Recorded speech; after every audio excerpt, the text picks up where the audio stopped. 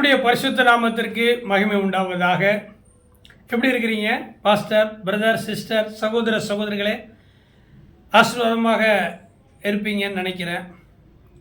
ஏன்னா தேவனுடையதை தீட்டுப்படுத்தாமல் இருக்கக்கூடிய உங்கள் எல்லாரையும் நம்ம எல்லாரையும் தேவன் நிச்சயமாய் ஆசீர்வதிப்பார்.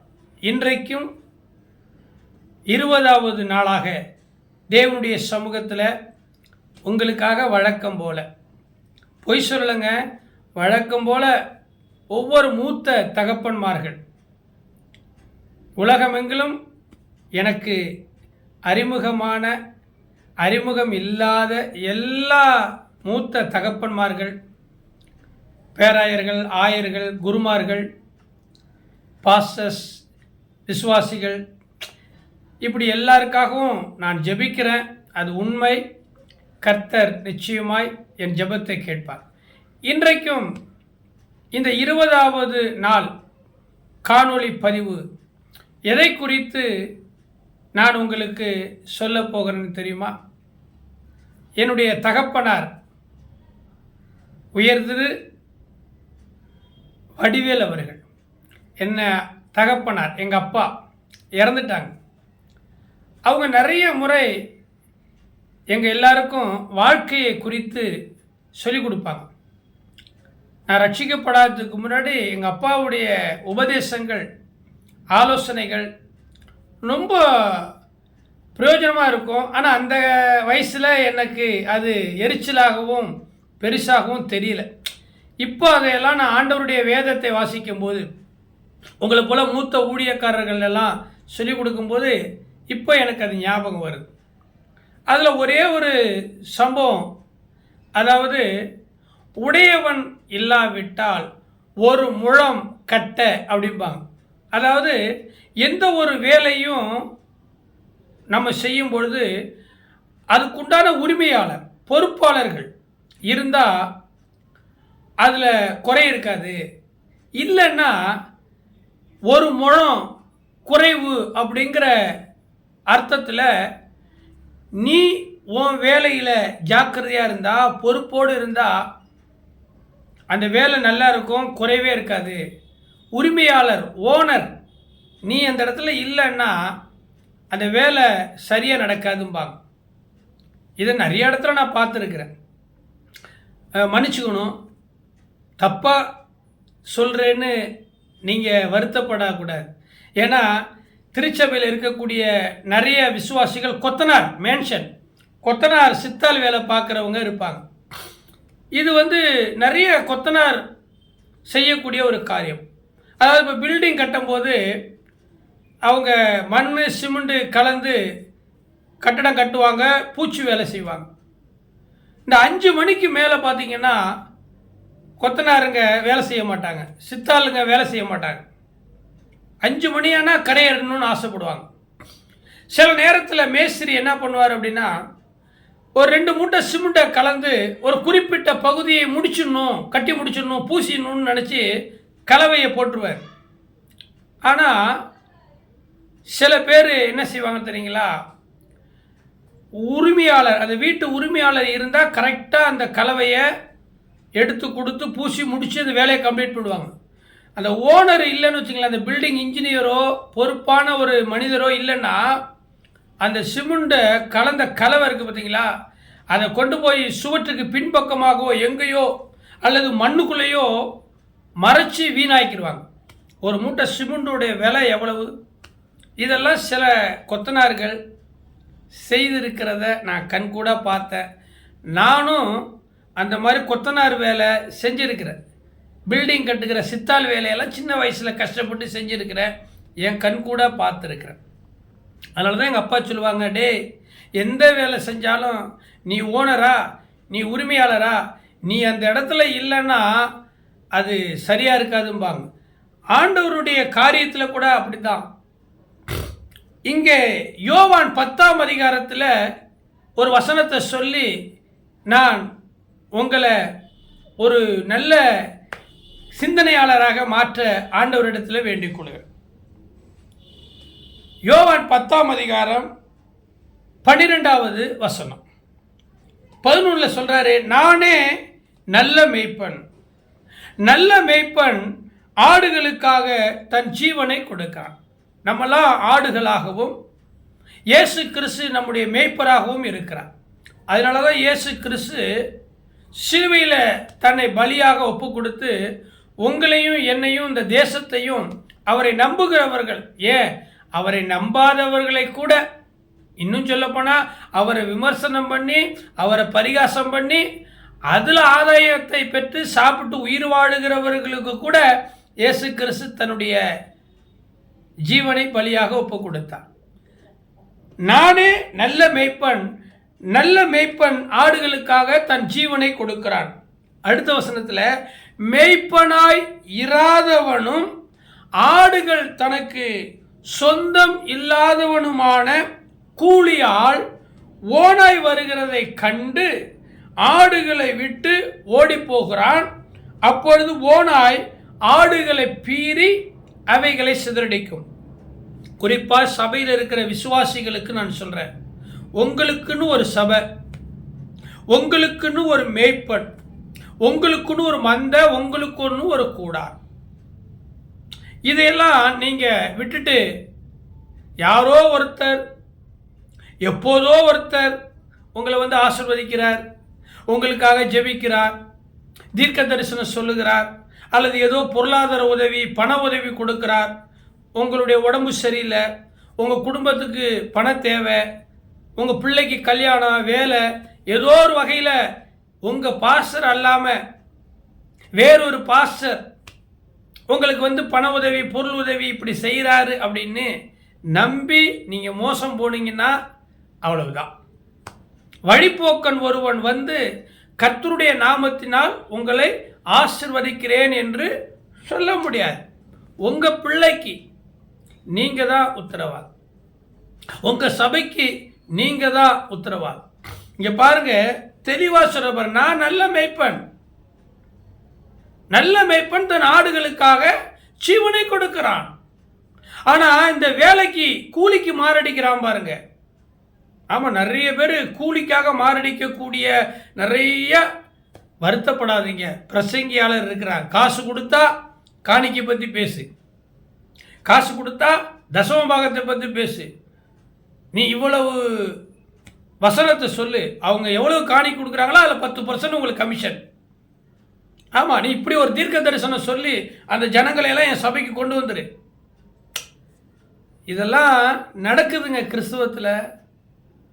இவங்களை நம்பியும் ஆமாம் ஆமான்னு தலையாட்டுகிற பூம்பு மாடு மாதிரி நிறைய விசுவாசிகள் இருக்கிறாங்க. பிரியமான தேவனுடைய பிள்ளைகளை, இதெல்லாம் அபத்தம். இந்த வேலைக்காரர்கள் பார்த்தீங்கன்னு சொன்னால் கூலிக்காக மாரடிக்கிறவங்க. மேய்ப்பனாய் இராதவனும் ஆடுகள் தனக்கு சொந்தம் இல்லாதவனுமான கூலியாள், அவனுக்கு ஒரு பேர் சொல்லுகிறார். ஓனாய் வருகிறதை பார்த்துட்டு ஓடிடுவாங்களாம். ஓனாய்க்கே ஓடுகிற அந்த கூலியாள், கூலிக்காக மாரடிக்கிறவன் உங்களுக்கு கடைசி வரைக்கும் நின்று கஷ்டப்படுவானா? அவன் நோக்கம் என்ன? உங்கள் விசுவாசத்தை குலைக்க பண்ணணும்.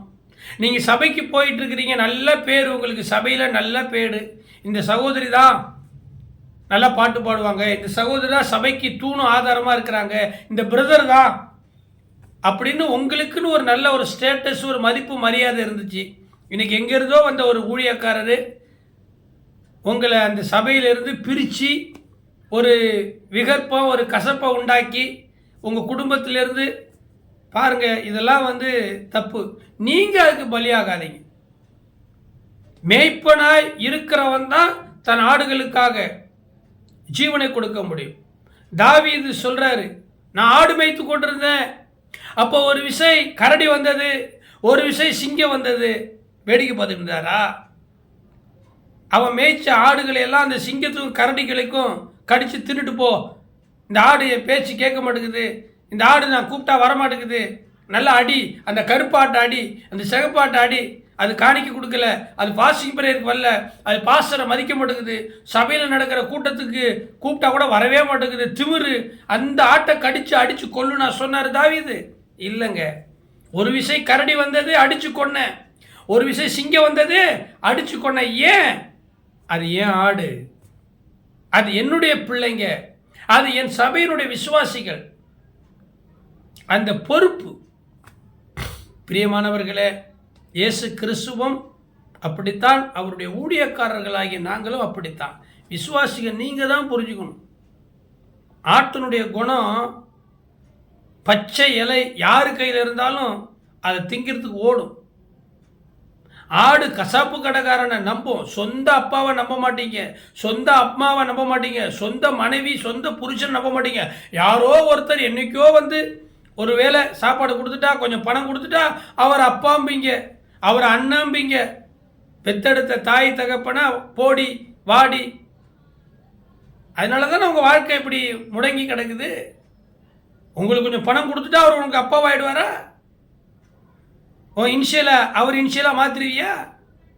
உங்கள் அம்மாவுடைய தாய்ப்பால் அவர் கொடுக்குற அந்த புட்டிப்பாலுக்கு ஈடாகுமா? இதெல்லாம் வேதனை இல்லை. மேய்ப்பனாய் இராதவனும் ஆடுகள் தனக்கு சொந்தம் இல்லாததுமானவன் கூலியாள். அவன் கூலிக்கு மாரடிக்கிறவன். எவ்வளோ நாள் அவன் கூட இருப்பான். ஆனால் நாங்கள் அப்படி கிடையாது. கடைசி வரைக்கும் உங்கள் கூட இருப்போம். நாங்கள் கொஞ்சம் திட்டுவோம், நாங்கள் கொஞ்சம் முறைப்போம், கொஞ்சம் பேசுவோம். நான் சொல்கிறது சர்ச்சைக்கு மட்டும் இல்லை, சபை ஊழியம் பாஸ்டர் விசுவாசி அதுக்கு மட்டும் இல்லை, முதலாளி கூட அப்படி தான், அப்பா அம்மாவும் அப்படி தான், குடும்பம் அப்படி தான், மாமனார் மாமியார் அப்படி தான். விசுவாசிகளே, நீங்கள் பரலோகத்துக்கு போகணும், நரகத்துக்கு தள்ளப்படுகிறவர்கள. தாவீது சொல்கிறான், நான் ஆடு மேய்த்து கொண்டிருக்கும்போது கரடியும் சிங்கமும் வந்து நான் வளர்க்குற ஆடுகளை கடிக்க குதறினது. நான் சும்மா இருப்பேன்னா அடித்து அதை தாடையை உடைச்சிட்டேன், என் ஆடுகளை காப்பாற்றிட்டேன். ஆனால் அதே கூலிக்கு மாரடிக்கிறவனாக இருந்தால் என்ன பண்ணுவானா? ஓநாய் வந்த உடனே ஆகா ஓநாய் நம்மளை கடித்து குதறிடும், இந்த ஆடுகள்லாம் எனக்கு சொந்தமாக இல்லை. பாஸ்டர் வந்து கொஞ்சம் நேரம் எனக்கு பிரசங்கம் பண்ண சொன்னார், பார்த்துக்க சொன்னார், நான் போகிறப்பா, என் பொண்டாட்டி பிள்ளை, என் குடும்பம் இருக்குது, எனக்குன்னு ஒரு கவுரம் இருக்குது, இதுக்காக நான் மாரடிக்க மாட்டேன்ட்டு விட்டுட்டு ஓடிடுவான். இன்றைக்கி விட்டுட்டு ஓடுறவனை நீ நம்புகிற சிஸ்டர் பிரதர், உன்னை விட்டுட்டு ஓடுறவனை நீ நம்புகிற. ஆனால் உனக்காகவே ஜீவனை கொடுத்து, உனக்காகவே உபவாசித்து, உனக்காகவே தன்னுடைய வாழ்க்கையை அர்ப்பணித்து கொண்டவர்களை நீ நம்ப மாட்டேங்கிற. இதுதான் உலகம். பாவம் ஒரு பக்கம், ஒரு பழி ஒரு பக்கம். விசுவாசமாக இருங்க. இந்த காணொளி மூலமாய் ஊழியக்காரர்களுக்கும் சரி, விசுவாசிகளுக்கும் சரி, அல்லது குடும்பத்தை சார்ந்தவர்களுக்கும் வேலை சார்ந்தவங்களுக்கும் இந்த 20வது நாள் காணொளியில் இந்த பதிவை சொல்லுகிறேன். யோவான் 10ஆம் அதிகாரம் 11, 12, 13 வசனத்தை வாசிப்பார். மேய்ப்பனாய் இராதவனும் ஆடுகள் தனக்கு சொந்தம் இல்லாததுமான கூலிக்காரன் ஓனாய் வருகிறதை கண்டு ஓடி போயிடுவான். ஆடுகள் அடிக்கப்படும், சிதறுண்டு போகும், செத்து போகும். இன்றைக்கி நீங்கள் நிறைய பேர் அப்படி தான். அந்த சபையை நம்பி போனீங்க, அந்த குடும்பத்தை நம்பி போனீங்க, அவனை நம்பி போனீங்க, கடைசி வரைக்கும் அவன் தான் என்னை காப்பாற்றுவான், அப்பா வேண்டாம் அம்மா வேண்டாம், லவ் பண்ணி போலீஸ் ஸ்டேஷனில் போயிட்டு, இல்லை எனக்கு அவன் தான் வேணும், அவன் இல்லைன்னா நான் வாழ மாட்டேன், எங்கள் அப்பா வேண்டாம், எங்கள் அம்மா வேண்டாம். இன்றைக்கி என்ன நிலைமை? கொஞ்சம் கேளுங்க, அப்பா அம்மா பேச்சை கேளுங்க, சபை ஊழியரை பேச்சை கேளுங்க, நல்லவங்க பேச்சை கேளுங்க. கர்த்தர் உங்களை ஆசீர்வதிப்பார். வருத்தமாக இருக்குதா? இந்த செய்தி உங்களுக்கு வருத்தமாக இருக்குதா? நான் என்னங்க பண்ணட்டும்? நான் பிளான் பண்ணி எதுவும் பேசுறது இல்லைங்க. தேவ சமூகத்தில் நிற்கிறேன். டேய் ஊழியக்காரனே, இந்த வார்த்தையை இன்னைக்கு பதிவு செய்து அனுப்புப்பா. God bless you. கர்த்தர் உங்களை ஆசீர்வதிப்பார். மேய்ப்பனாய் இராதவனும் ஆடுகள் தனக்கு சொந்தம் இல்லாததுமான கூலிக்காரனை நம்பாதீங்க. அவங்க வந்து நீங்கள் கொடுக்குற சாப்பாட்டுக்கும் பணத்துக்கும் இல்லை கைத்தட்டுறதுக்கும் ஆஹா ஓஹோ என்று புகழுவதற்கும் அவன்தான். ஆனால் கடைசி வரை கூட இருக்கக்கூடியது யார் தெரியுமா? உன்னை பெத்த உன் தாய் தகப்ப, அல்லது உனக்காக பிரயாசப்பட்டு ஜெபிக்கிற உன்னுடைய ஆவிக்குரிய தகப்ப, அல்லது உன்னுடைய மாமனார் மாமியார், உங்கள் அப்பா அம்மா தான். கர்த்தர் உங்களை ஆசீர்வதிப்பார். நாளைய தினத்தில் மீண்டும் ஒரு காணொளி பதிவோடு உங்கள் வீட்டுக்கு வர்றேன். யோசிங்க, ஜெபம் பண்ணுங்க, மனம் மாற்றமடைங்க. யார் நல்லவங்க யார் கெட்டவங்கன்னு நீங்கள் முடிவு பண்ணுங்க. அதெல்லாம் எங்களுக்கு தெரியும், உங்கள் வேலையை பார்த்து போங்க, நீங்கள் எல்லாம் சப்போர்ட் பண்ணாதீங்க அப்படின்னு சொன்னீங்கன்னா ஓனாய் வரும்பொழுது உங்களை காப்பாற்றுறது யாருமே இருக்க மாட்டாங்க. என் வாழ்க்கையில் அது நிறைய என் சபை விசுவாசிகள் நிறைய பார்த்துருக்குறேன். நீ கஷ்டப்படுறாங்க, ச்சே இந்த பாஸ்டரை விட்டு வந்துட்டோமே, அடையே அந்த எங்கள் அப்பா விட்டு எங்கள் அம்மா விட்டு வந்துட்டோமே, நீ கஷ்டப்படுறேனேன்னு சொல்லி. கர்த்தர் உங்களை ஆசீர்வதிப்பார். மீண்டும் சந்திப்போம். God bless you.